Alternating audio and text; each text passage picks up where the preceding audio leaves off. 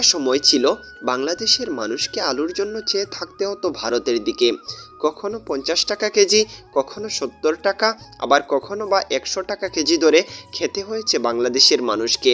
গত 5ই আগস্ট স্বৈরাচারী সাবেক প্রধানমন্ত্রী শেখ হাসিনার পালিয়ে যাওয়ার পর ধীরে ধীরে কমতে শুরু করেছে আলু আমদানি। মাত্র 5 মাসের ব্যবধানে এখন আর আলু আমদানি করতে হচ্ছে না বাংলাদেশকে, বিপরীতে আলু রপ্তানি শুরু করেছে বাংলাদেশ।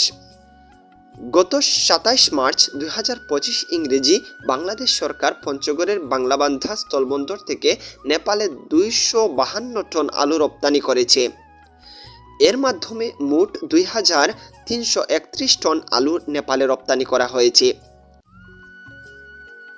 বাংলাদেশের পঞ্চগড় জেলাটি আলু উৎপাদনে অন্যতম গুরুত্বপূর্ণ অঞ্চল।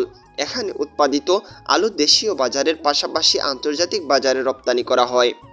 নেপালে আলু রপ্তানির এই উদ্যোগের মাধ্যমে দেশের কৃষি শিল্পের বিকাশ এবং বৈদেশিক মুদ্রা অর্জনের ক্ষেত্রে একটি নতুন দিগন্ত উন্মোচিত হয়েছে।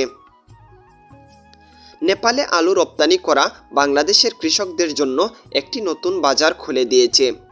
এর ফলে কৃষকরা তাদের উৎপাদন বৃদ্ধি করতে উৎসাহিত হচ্ছেন এবং দেশের কৃষি খাতের উৎপাদনশীলতা বাড়ছে।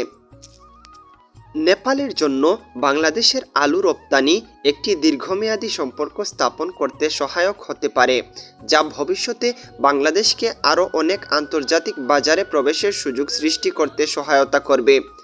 এছাড়া আলু রপ্তানি বৃদ্ধি পাওয়ার ফলে পঞ্চগড় জেলার অর্থনীতিতেও ইতিবাচক পরিবর্তন আনছে। এখনকার কৃষকরা অতীতের তুলনায় আরও বেশি আয়ের সুযোগ পাচ্ছেন এবং তাদের জীবনযাত্রার মান উন্নত হচ্ছে।